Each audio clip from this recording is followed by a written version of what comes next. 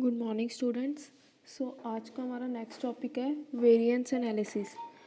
Variance analysis जो है ये एक तरह का हमारा इम्पोर्टेंट स्टेप होता है स्टैंडर्ड कॉस्टिंग के लिए। जब हमने वेरिएंस एनालिसिस करना है तो फिर हमने पहले देखना है कि उसके पॉसिबल कॉजेज़ क्या हैं एंड कौन कौन सी पर्सन जो है वो रिस्पॉन्सिबल है एक्चुअल और स्टैंडर्ड जो आउटपुट आई है उसमें डिफरेंस होने के कारण कौन कौन से पर्सन रिस्पॉन्सिबल हैं और क्या रीजंस है उसके। ठीक है।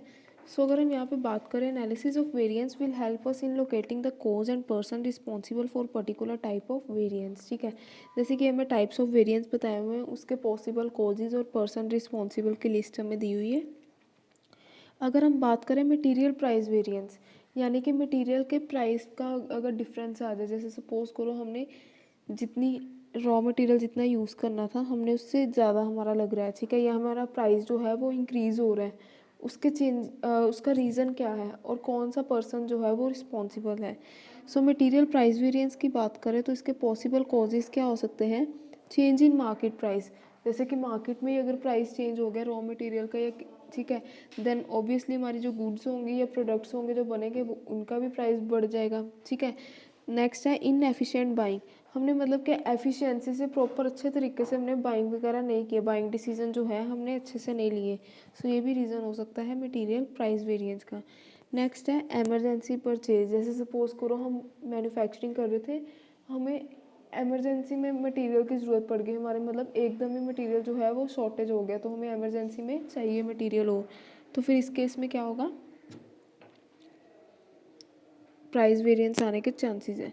लॉस ऑफ डिस्काउंट, जैसे सपोज करो जो सप्लायर हमें सप्लाई करता था मटेरियल, देन उसने डिस्काउंट देना हमें बंद कर दिया। ठीक है।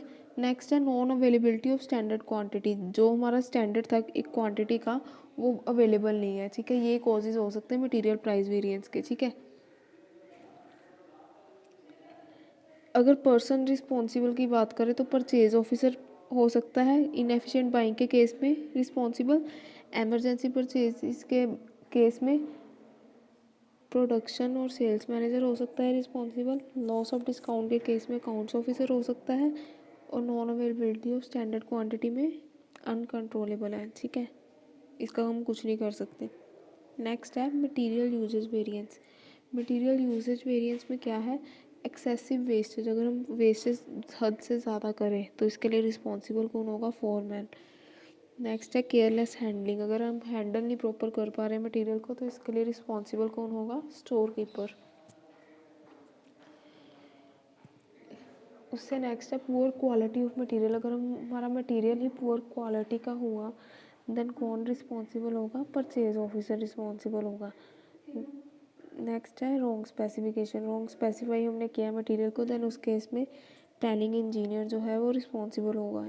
नेक्स्ट है इनकरेक्ट सेटिंग ऑफ मटेरियल, उस केस में कॉस्ट अकाउंटेंट रिस्पॉन्सिबल होगा। ये थे मटेरियल प्राइस वेरिएंस और मटेरियल यूजेज वेरिएंस के possible causes as well as person responsible for it. Now we are going to next step, rate of pay variance. Rate of pay variance में क्या आएगा, wrong grade of labour, अगर हमने labour को ही grade गलत दे दिया है देन उस केस में फोरमैन रिस्पॉन्सिबल होगा। नेक्स्ट है जर्नल राइजिंग वेजेस, अगर वर्कर्स की वेजेस बढ़ेंगी तो ऑब्वियसली प्रोडक्ट के प्राइस भी बढ़ेंगे। इस केस में जो है ये सिचुएशन जो है अनकंट्रोलेबल है, कोई भी इसे कंट्रोल नहीं कर सकता। नेक्स्ट स्टेप है इसमें over time for urgent work, कोई अर्जेंट आ गया, जैसे सपोज करो अर्जेंटली हमें मैन्युफैक्चरिंग इतनी करनी पड़ेगी, देन उस केस में जो वर्कर्स हैं उनको ओवर टाइम भी काम करना पड़ रहा है, देन उस केस में प्रोडक्शन और सेल्स मैनेजर जो हैं वो रिस्पॉन्सिबल होंगे। नेक्स्ट वेरिएंस है labour efficiency variance. Labour efficiency यानी कि लेबर जो है वो एफिशिएंटली अपना काम कर रही है कि नहीं कर रही। इनफेक्टिव सुपरविजन, जो सुपरवाइज़र है या फोरमैन है वो प्रॉपरली सुपरवाइज नहीं कर पा रहा वर्कर्स को कि क्या वो अच्छे से अपना काम कर पा रहे हैं कि नहीं कर पा रहे, तो इस केस में फोरमैन रिस्पॉन्सिबल होगा।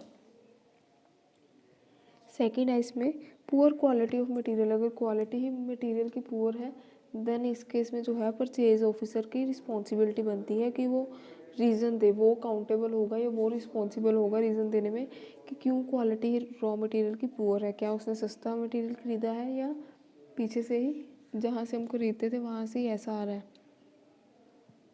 नेक्स्ट है पुअर वर्किंग कंडीशंस। अगर वर्किंग कंडीशंस ही पुअर है, जैसे सपोज करो प्रॉपर लाइटिंग नहीं है, वेंटिलेशन नहीं है फैक्ट्री में, देन वर्किंग कंडीशन ही नहीं अच्छी, तो इस केस में जो है पर्सोनल मैनेजर जो है वो रिस्पॉन्सिबल होगा इसके लिए। फिफ्थ वेरिएंस कौन सा है? Idle time variance. Idle time variance क्या होता है? जैसे अगर वर्कर्स जो है फ्री बैठ रहे हैं, आइडल मतलब फ्री टाइम, ठीक है, उस केस में क्या है, क्यों, रीज़न क्या हो सकते हैं आइडल टाइम के लिए? फर्स्ट है शॉर्टेज ऑफ मटेरियल, या तो हमारा जो रॉ मटेरियल है वो शॉर्टेज होगी उसकी, सो इसलिए प्रोडक्शन कंटिन्यू नहीं हो पा रही, सो इसलिए वर्कर्स फ्री बैठे हैं। तो इस केस में कौन रिस्पॉन्सिबल होगा? परचेज ऑफिसर, क्योंकि परचेज ऑफिसर का काम है मटेरियल की परचेज वगैरह करना। अगर उसकी शॉर्टेज हुई है देन परचेज मैनेजर अकाउंटेबल होगा। सेकेंड है ब्रेक डाउन ऑफ मशीनरी। जैसे मशीनरी में कोई डिफेक्ट आ गया या कोई टूल्स वगैरह उसका टूट गया है, ठीक है, देन उस केस में मेंटेनेंस इंजीनियर रिस्पॉन्सिबल होगा। थर्ड है पावर फेलियर। अगर कोई इलेक्ट्रिसिटी की प्रॉब्लम आ गई, इलेक्ट्रिसिटी नहीं है, देन उस केस में इलेक्ट्रिकल इंजीनियर रिस्पॉन्सिबल होगा। लास्ट है इसमें time lost in getting instruction. मतलब जो वर्कर्स हैं उनको इंस्ट्रक्शंस ही दी जा रही, ठीक है, इतने मतलब कि इतनी बड़ी बड़ी इंस्ट्रक्शन दी जा रही है, 1 घंटा 2 घंटा, तो इससे क्या होगा, जो है टाइम वो इंस्ट्रक्शंस में ही गंवा रहे हैं, ठीक है, मैन्युफैक्चरिंग वगैरह नहीं कर रहे। सो इस केस में प्रोडक्शन मैनेजर जो है वो रिस्पॉन्सिबल होगा, क्योंकि वो प्रोडक्शन में इतना ध्यान नहीं दे रहा जितना इंस्ट्रक्शंस में दे रहा है, ठीक है। तो ये थे हमारे वेरिएंस और उसके पॉसिबल कोर्सेज और पर्सन रिस्पॉन्सिबल फॉर इट, ठीक है। एक बार आप इसे रीड करके देख लेना, अगर कोई डाउट होगा देन आप मेरे से क्लियर कर लेना। सो आज का टॉपिक हमारा यहीं पे ख़त्म होता है। So thank you class.